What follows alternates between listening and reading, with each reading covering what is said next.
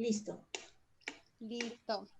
Entonces, bueno, pues todo esto para decirles estos conceptos que parecen tan simples, tan básicos del cuerpo, son muy importantes porque esto que ustedes vieron las sesiones pasadas y lo que vamos a empezar a ver, las desigualdades que vivimos, pues están sustentadas en conceptos tan básicos como es el sexo, el género y la orientación sexual. Y por eso es tan importante que los tengamos claro, que empecemos a transformarlo desde lo cotidiano en nuestras vidas, pero también en lo que hacemos en nuestros trabajos, en nuestros sindicatos, en nuestras comunidades. Y entonces, antes de que me compartan sus reflexiones, les voy a invitar a que sigamos en su corpografía. Quiero que con todas las reflexiones que hemos hecho, ubiquemos dos cosas en la corpografía. Una situación, un momento en el que hemos sido discriminados a razón de nuestro sexo, género, orientación sexual. Puede ser cualquiera de las tres, puede ser las tres, o sea, en una situación, ya algunas compañeras contaron, por ejemplo, miren nuestra compañera que sabe tanto de estos trabajos como en el trabajo los hombres la discriminaban por ser mujer y bueno, yo sé que todos hemos vivido alguna situación por nuestro sexo, género, orientación sexual, nos han discriminado. Vamos a ponerlo otra vez con un color, una palabra, un símbolo. Bueno, esa cartografía ya está muy enriquecida. Y dos, vamos a poner una situación donde nosotros y nosotras hemos reproducido la discriminación. ¿Cierto? En la primera estamos poniendo en un momento que nos discriminaron a nosotros y a nosotras. Pero en el otro vamos a poner cuándo hemos discriminado, una situación, un ejercicio en el que nosotros hemos discriminado.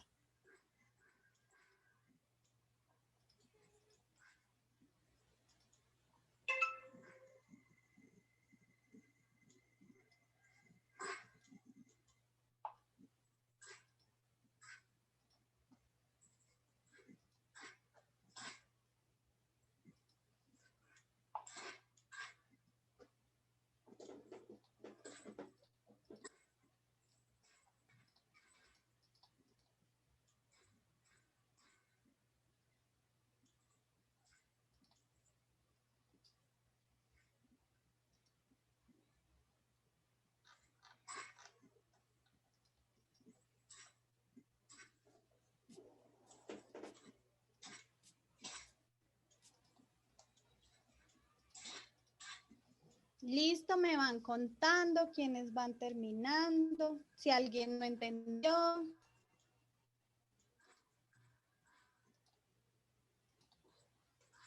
Dos situaciones estamos poniendo. Una en las que nos han discriminado a nosotros y a nosotras por nuestra identidad de género. Y nuestra identidad de género es, yo sé que acá, por ejemplo, hay hombres que, por ejemplo, pues no han limitado su identidad de género a roles tradicionales, sino que digamos, comparten las labores de cuidado, ¿cierto? Y hay otras, por ejemplo, que hemos irrumpido esas formas tradicionales, esos roles tradicionales, ¿cierto? Todo eso tiene que ver con nuestra identidad de género, sexo y orientación sexual, una situación en la que nos hayan discriminado y por esa razón y otra situación en las que nosotros hayamos reproducido esa discriminación. Ese no es fácil, es un ejercicio de autocrítica, de reflexión, de reconocer que por más revolucionarios, sindicalistas que somos, a veces también la embarramos. Listo, ya Marcela terminó. ¿Quién más? Magda, tengo una pregunta. Sí, señora, claro que sí. Ahorita que tú que hablas de eso y nos haces pensar en cuándo hemos sido discriminados. Digamos, sí me ha pasado, pero no lo he sentido desde esta parte, lo he sentido desde otros enfoques. Por ejemplo, a nivel por edad, no por ser mujer, pero por edad o por profesión. Sin embargo, ahora pienso más, y si la que hubiera tenido esa edad y esa profesión hubiese sido un hombre, si se hubiera dado esa discriminación, porque tuve una experiencia bien compleja cuando yo tenía 19 años, yo empecé mi vida laboral a los 19 años. Y salió una oportunidad de oferta laboral muy buena, pero el señor dijo que por la edad no me recibía. Pero pues ahorita ya entré en conflicto porque ya no sé si fue de pronto la edad. O el ser mujer. O el ser mujer. O sea, de verdad que esto a mí me ha gustado la escuela porque me ha hecho pensar en muchas cosas que me han pasado y decir, oiga, no será por ser mujer de pronto sí sea esa discriminación. Esa ha sido una de las estrategias de la cultura patriarcal y nos sigue pasando, nos lo siguen contestando en los pliegos, las instituciones, como es que acá ya no existe discriminación. En Colombia los hombres y las mujeres tenemos los mismos derechos y de hecho pasa mucho con las mujeres jóvenes, como que como ya no vivimos las mismas discriminaciones, pensamos que tenemos los mismos derechos. Pero ojo porque ha sido una de las estrategias y ahí por eso les digo, yo sé que hemos avanzado, claro que sí, no lo voy a negar, pero también les digo, ojo, porque siguen habiendo formas simbólicas, formas donde que nos han hecho esto que acabas de decir, ¿no será? Y yo no te voy a dar la respuesta, será esas reflexiones, ¿no será que estas discriminaciones o esto que sentí en otro momento, que yo sentí que no era capaz y que no pasé ese trabajo porque no era capaz, ¿será que no era capaz o será que fue porque era mujer? O sea, creo que eso es, y en otras cosas los hombres también, ¿no? ¿No será que hay en cosas que han querido hacer, no será que dejaron de hacer esas cosas porque les dio miedo, porque les cuestionaban su masculinidad, porque, o sea, esas son de las cosas que nos pone esos lentes de género a cuestionarnos. Pues como una estrategia para camuflar el tema de la discriminación por ser mujeres, por ejemplo. Exacto, muchas gracias, Carolina. Ya están entonces en el orden de la palabra Olga, Dayana, Susana y Nelly. Entonces, Olga. Si quieres, ponla mientras yo salgo. Buenas, ¿sí me escuchan? Sí, Olga. Sí. Buenos días. Perfecto. Gracias. Vale, bueno. Es que hay un tema bien interesante que planteó una compañera que es profesora con respecto al lenguaje no sexista y el hecho de nombrar en el lenguaje también a las mujeres. Hay que partir, quiero hablar sobre eso, hay que partir del hecho de que el lenguaje también tiene que ver con una construcción cultural y obviamente patriarcal. Y quienes han construido el lenguaje de manera impositiva, digamos, en el sentido de quienes han escrito los libros, digamos, que se publican las mujeres, por ejemplo, muchas veces para poder escribir un libro, para hacer teatro, para cantar, tenían que ponerse nombre de hombre, para ser científicas, todo eso. Entonces, digamos que en el lenguaje, pues también ha sido impuesto y quería plantear algo muy concreto y es todos los griegos, bueno, todos no, pero digamos, por ejemplo, Pitágoras para sustentar los números, para Platón, Aristóteles, y últimamente también se viene sustentando algo por el estilo, y es que dicen que la esencia del nombre nos hace, hablan inclusive hasta de que si uno habla de tigre, pues se siente hasta mordido. Eso para decir que ellos lo que dicen es que lo que no se nombra no existe. Y lo interesante de Aristóteles es que en alguna parte dice que lo que no se escribe no existe. Y por lo tanto, nosotros las mujeres es como si fuéramos, es decir, siempre nos ha tocado estar en la palabra los hombres. Entonces, me parece muy importante, nosotros hemos hecho ejercicio con los estudiantes y las estudiantes, cuando uno dice, pónganse de pie los niños, entonces se levantan los niños y las niñas.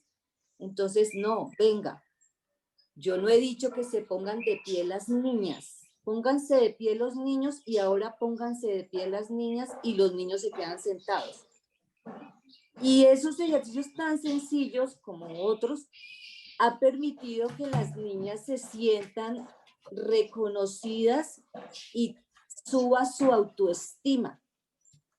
Y eso daría para mucho debate con respecto al lenguaje, pero para decir que si hemos sido invisibilizadas en todos los espacios, ha sido en parte también porque no hemos luchado por el lenguaje que nos incluya a nosotros como seres humanos, como parte de la sociedad. Muchas gracias. Muchas gracias. Ya voy a, sin duda, incluir cosas de lenguaje incluyente en la sesión de teoría de género para que sigamos profundizando ese tema. Dayana. Bueno, yo simplemente quería como aportar a un elemento que nos exponen en el video y que tiene que ver con esa manera en la cual está escrita la historia desde la prehistoria, ¿sí? Entonces, en la prehistoria vienen todos los arqueólogos de los años 60 y empiezan a plantear cuál es el rol hombre-mujer que se asume en ese momento. Entonces nos dicen, mire, es que los varones eran los que eran los fuertes, eran los que fabricaban las armas, eran los que cazaban los mamuts, ¿cierto? Eran los que cogían y desollaban el animal para que la mujer pudiera armar la ropita que se colocaban y demás. ¿Sí? Pero, por ejemplo, también existe una línea que ha tratado de reivindicar y de transformar este papel que se le dio a las mujeres en la prehistoria, que es toda la línea de la arqueología feminista, y en la que se muestra, por ejemplo, que se encontraron restos de mujeres en las cuales había, por ejemplo, una lanza al lado, ¿cierto? Y entonces, ¿cuál era la interpretación de la mujer que estaba enterrada con la lanza? Pues la interpretación era que era una mujer, entonces que le daban a un efecto simbólico, ¿cierto? O sea, que simbolizaba que estaba No, casada con un no, está cazador, bien. ¿cierto? O él simbolizaba que ¿Qué de sabe qué? cierta manera llevaba con la Entonces, casa, no, ¿cierto? Compañera, por favor. Entonces, esa era como la interpretación que le daban en ese momento, pero que se ha encontrado, o sea, se ha encontrado no solamente que había mujeres que estaban en todo su ritual mortuorio, tenían ahí al lado los elementos de casa, sino que además las figuras rupestres no pueden determinar exactamente si se trata de hombre o de mujer, sino que también da una caracterización en la que tanto hombres como mujeres podían asumir ese rol desde ese mismo momento. Y desde ahí viene la vulneración, pues digamos, de los derechos y de la reivindicación del papel de la mujer a lo largo de la historia. Y esto me lleva también a la reflexión que tú nos invitas, Magda, y es reconocer el momento en el cual hemos tenido vulneración, ¿cierto? Hemos sido vulneradas como mujeres. Entonces, por ejemplo, como no podemos utilizar falda porque tenemos faldas cortas, porque tenemos los ojos de más de uno y de una encima, ¿cierto? Porque no es solamente el hombre morboseando, sino la mujer criticando. Y entonces, ¡ay! ¿Cómo se pone esa falda? ¿Cómo hace eso, cierto?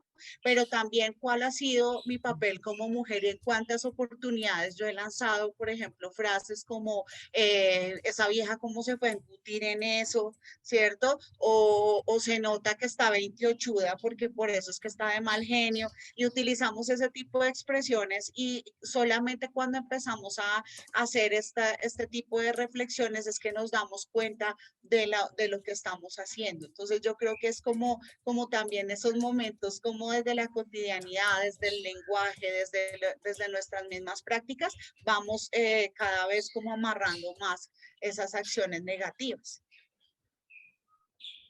Dayana, gracias por ponerte tan claro esos lentes de género. Creo que eso se trata, ¿no? O sea, que una vez nosotros nos ponemos ese lente, cada vez que leemos un comunicado, cada vez que nos va a llegar el pliego del sindicato, cada vez que nos llega cómo van a conmemorar el día desde la mujer hasta que no sea el Día de la Mujer, sino la conmemoración del Día de los Derechos de la Mujer Trabajadora, hasta el Día de la Familia, nos ponemos esos lentes y hacemos esas críticas y esas lecturas actualizadas como lo acaba de hacer Dayana. muchas gracias por recordarnos que las mujeres hemos estado en toda la historia. También hemos sido invisibilizadas. Hace poco pasó el Día de la Niña, si ustedes se dieron de la ciencia, la niña y la mujer. Y pues hay toda una apuesta por visibilizarnos en ámbitos que habíamos sido invisibilizadas, en la ciencia, pero siempre hemos estado en toda la historia de la humanidad, hemos estado invisibilizadas. Eso no quiere decir que no hayamos estado y no hayamos aportado de maneras como Dayana nos acaba de presentar. Y a propósito de lo que estábamos hablando ahorita con Carolina, de esas estrategias que va teniendo la cultura patriarcal y el capitalismo, y ojo que a veces nosotros nos dejamos llevar por esas estrategias. Una es decirnos que ya tenemos derechos, no solo a las mujeres, sino a los sindicalistas y a todos. Eso ha sido una estrategia del neoliberalismo. No se preocupen que ustedes ya tienen derecho y además pueden comprar todo lo que Disculpa, hay un deseen. micrófono Entonces, abierto y no te deja escuchar bien, qué pena. tranquilo. Ya están volando otros derechos. Entonces ya no luchen tanto por sus derechos, que ustedes tienen derechos, y a las mujeres ahí por esto ya no luchen, que ustedes ya están en igualdad de esto. Y otra estrategia ha sido esta que Dayana pone muy bien, y es esa competencia que desde muy pequeñas nos enseñaron a tener entre mujeres, ¿no? Y a propósito de reproducir la discriminación, desde muy pequeña nos enseñaron a ver cómo está la otra vestida, y entonces la otra quedó en el cargo directivo no por sus méritos, sino seguramente con quién se acostó, qué hizo, cuántas triquiñuelas hizo. Y esa es una cosa que está ahí muy metida entre nosotros. Entre las mujeres, digamos, está alrededor de la competencia, en los hombres se reproduce de otras maneras, pero acá sí quiero hacer una pausa en que sí tenemos con estos lentes de género, ojo, cada vez ser más sororas, más solidarias, más respetuosas, y con todos estos lentes parar antes de hacer cualquier crítica, ¿no? Parar porque nosotros sin darnos cuenta reproducimos, uy, mire ese ya como vino vestido, uy, mire ese como que es muy huevón, mire, o sea, todo el tiempo tenemos unas palabras, y acá es una invitación a parar y a entender que hay muchas formas de ser, tal como lo dijiste tú, Dayana. Y quiero retomar un poquito lo que estoy viendo en el WhatsApp, porque está siendo muy chévere. Yo me voy imaginando todas esas reflexiones que ustedes están teniendo en esos dibujos, y me van trayendo dos cosas lo que ustedes ponen en el WhatsApp. Uno, cómo las discriminaciones de género, sexo y orientación sexual se van representando de maneras diferentes para hombres y mujeres. Muchas mujeres, por nuestra apariencia física,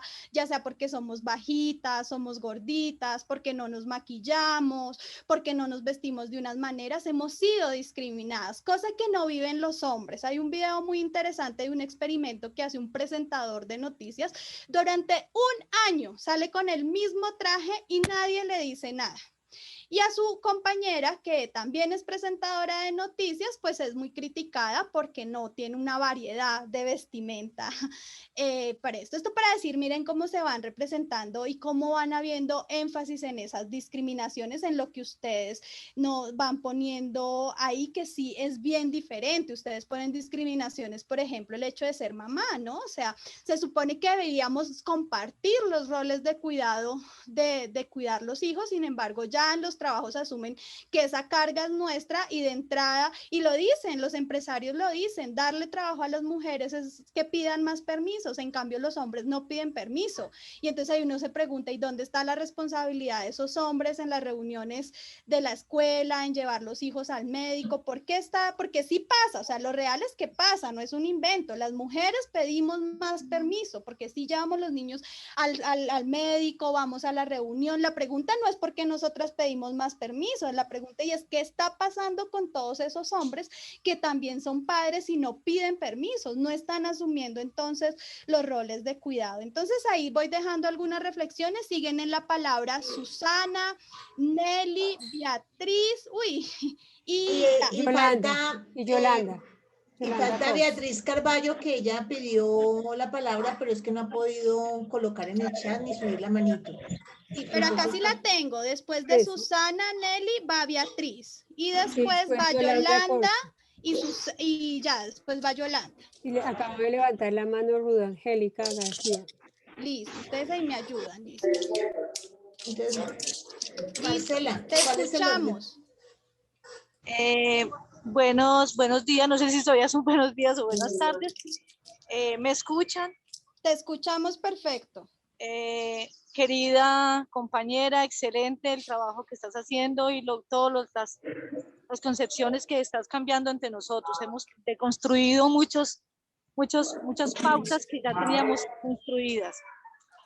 Estoy hablando aquí desde el municipio de Marquetalia, Caldas. Yo vivo en la ciudad de Manizales, pero pues me desplacé aquí al municipio porque falleció mi padre. Lo que pasa es que me parece que es muy importante este trabajo y no quiero perderme ni un instante, pero entonces dejo ese duelo de lado un momentico para poder estar con ustedes. Resulta que quería comentarles, cuando yo inicié el trabajo aquí de maestra, que fue en este municipio de Marquetalia, el alcalde era el nominador. Entonces él me dijo que para poderme nombrar, que cuando fuera a hacer la posesión, que si me encontraba con él en el municipio de Manizales. Yo me sentí terriblemente mal, pero necesitaba ese puesto. Sin embargo, entonces hablé con mi esposo y me fui a posesionar con mi esposo. Después ese alcalde casi no me hace un traslado porque se puso muy bravo porque yo no les seguí el juego. Pero esto es así, aquí se siente uno discriminado desde ese punto. Están sonando las campanas de la iglesia, ya que son en las 12 del día. En eso he sentido muy discriminada porque soy la primera mujer de aquí, de este municipio, que ha logrado llegar a una subdirectiva de Caldas, que pues, que maneja todos los sindicatos y todas, compañeros y compañeras. Todo el que me habla conmigo o escucha mis conferencias o algo dice, ¿usted qué hizo para llegar allá? Es que mire que esta muchacha también ha trabajado mucho, pero la única que ha llegado allá es usted. O sea, nadie cree que fueron mis esfuerzos, sino que entonces, que con cuántos sindicalistas me acosté. La última discriminación la tuve hace apenas 2 días, cuando presentamos pliego de petición. Ay, me disculpan. Cuando la CUD va a presentar un pliego de petición a la alcaldía y a la gobernación de Caldas. Y resulta que el capítulo de género que yo había presentado, un capítulo con mente, pensamiento y cuerpo de mujer que yo había presentado para que el gobierno de Caldas y la Secretaría de Educación y la Secretaría de Manizales nos incluyeran a las mujeres en políticas de género que ayuden a prevenir toda la discriminación que nosotros sufrimos en Manizales.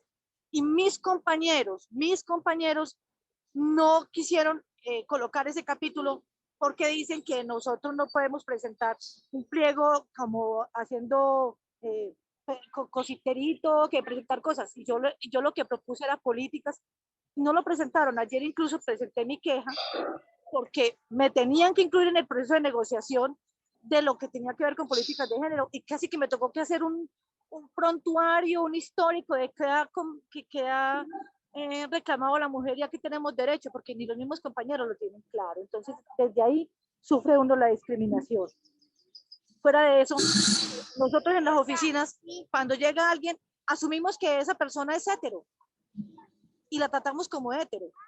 Y casi que no nos damos cuenta de que todas las personas tienen diferente. En el mundo hay 5.700 millones de habitantes y casi que son identidades de género diferentes.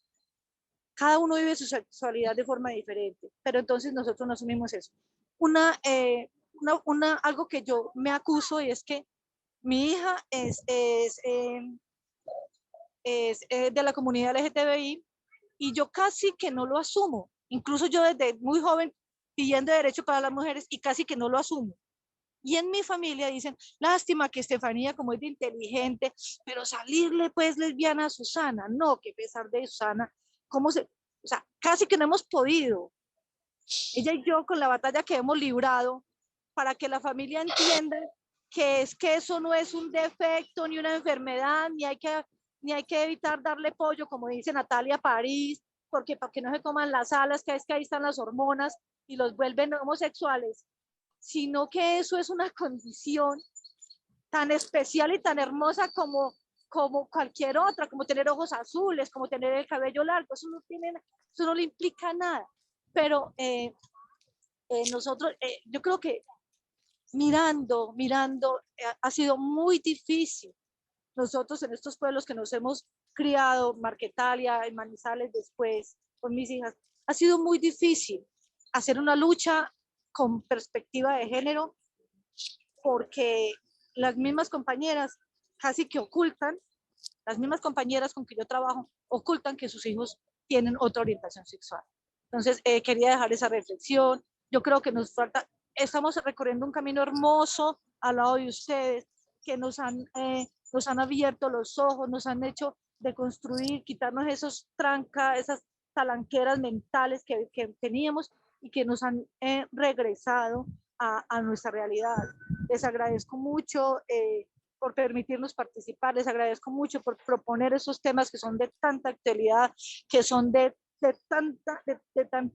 tanta discusión, para que nosotros tengamos esos aportes, esas herramientas conceptuales con las cuales poder ayudar a otras mujeres que están pasando por situaciones duras en Manizales, como son las trabajadoras sexuales y las trans, que sufren el acoso de la policía y son totalmente abandonadas por el Estado. Muchas gracias, un abrazo y feliz tarde para todos.